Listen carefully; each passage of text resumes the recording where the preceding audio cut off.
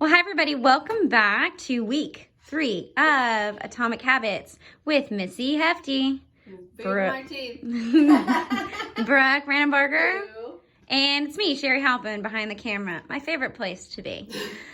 So today we're talking about week 3, which is make it easy. Last week we talked about the habit loop, and the week before that we just introduced. And so today we're going to talk about what it means to make your habit easy. So the first thing I want to ask you, Brooke, is what is your I'm the kind of person who is healthy.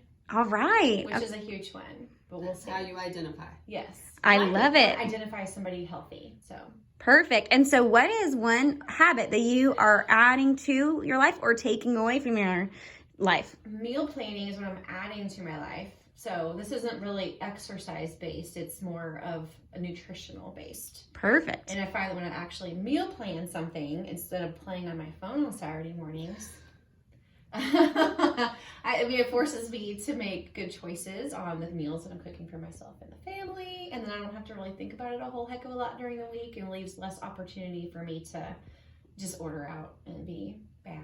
That's awesome. Yeah. Seriously, good for you. Thank you. In your explanation, it was so perfect because you talked about the value that you have, and then you talked about kind of a reward or what reward you get in that habit queue, which is the automaticity of it all. Oh yeah. That I've got so much more time during the week to do the things that I want to do instead of, leaving work and just being grumpy because I don't know what I'm hangry when I leave work. For I sure. have no plan. And then we eat out or we buy groceries and it's like we get home from the store and we're sitting there like, okay, now what do we eat? We have all this food and then we don't eat half of it and then we throw it away and it's like a vicious cycle. That is a perfect example of the cue and the craving, the action and the reward. For sure. Okay, you said some beautiful things in there that lend itself perfectly to talking about how to make your habit easy. So if you look in your workbook under the easy section, make it easy. I didn't bring mine over. I wrote a lot of notes. Awesome.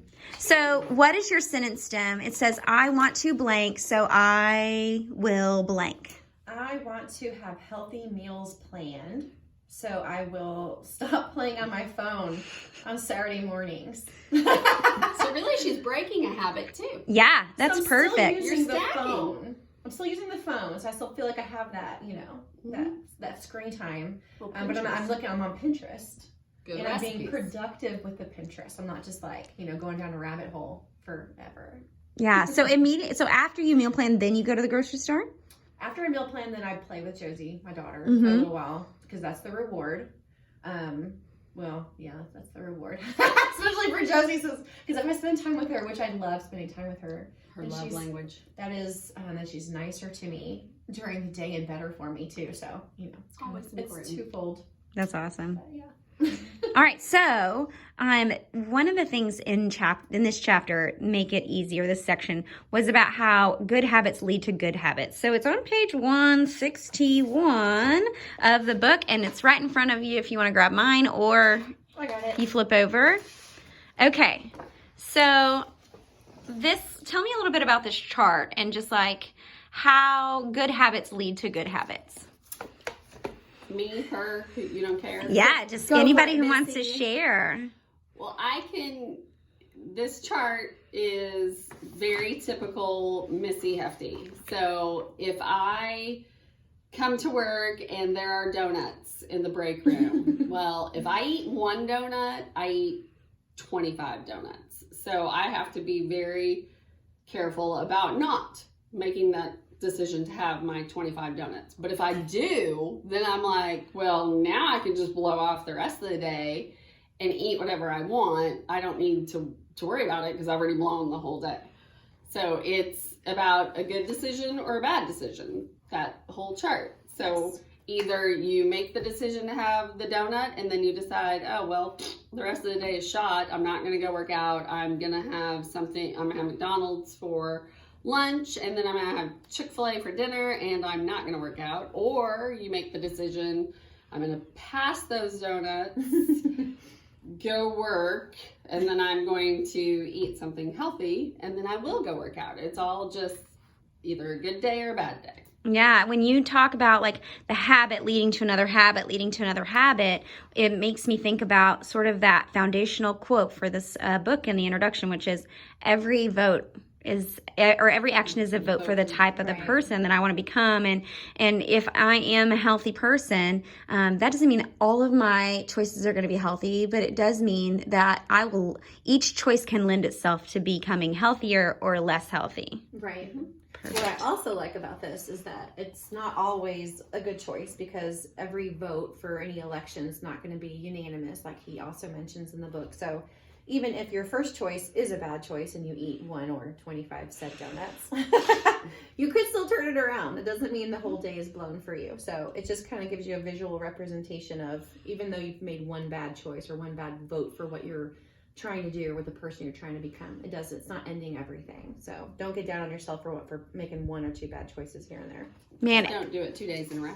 Yes. Not to. Yeah. What he says in here too. Mm-hmm. Yeah. What I love about that too is we tell kids that all the time. You know, a bad moment isn't a bad day. A bad day is not a bad week. A bad week's not a bad year. You can turn around any moment. You just have to decide. So if we believe that's true, then it's true for us as well. Yes. Love that. Yeah. Okay, so the next thing I wanted to ask about is in this section, the Make It Easy section, another thing aside from just stacking those habits so that your reward leads into another cue that's healthy, that you're more likely to take that track, he talks about the 2-minute rule. So Missy, tell us about the 2-minute rule. I love the 2-minute rule. It's like my favorite thing in this whole book, because it does lend itself to you becoming whatever it is you want to become, whatever type of person you want to become. So if you think to yourself, I want to be that person that gets up in the morning and goes on a run, which I will never be that person. However, that's Sherry. Yeah, and God love her for it. So you make that decision. So maybe you're going to say, okay, tomorrow I'm going to go out and I'm going to run at 5 a.m. Well, you need to be more intentional about it and think, if I haven't run ever a day in my life, I'm not going to just get up and run for 30 minutes and it be good and I'll be, woo, wow, that was great. I'm going to do this every day. Because no, running sucks. Let's not lie. So instead, you make the decision, I'm going to run for 2 minutes and then I'm going to walk the rest of the way. Or I'm going to run for 1 song. And then I'm going to walk, and then I'm going to run for another song, or I'm going to walk for 2 songs. You just make that deal with yourself till you build up until that time that you want it to be, or that mileage that you want it to be, or whatever the case may be. You just build up in 2-minute increments. Yeah, he calls that the 1% rule, which I think is so cool. Like, if you do 1% better every single week, then at the end of your year, you're 52% better than you were. And so if we can think in those very small increments, then we're more likely to stick with it.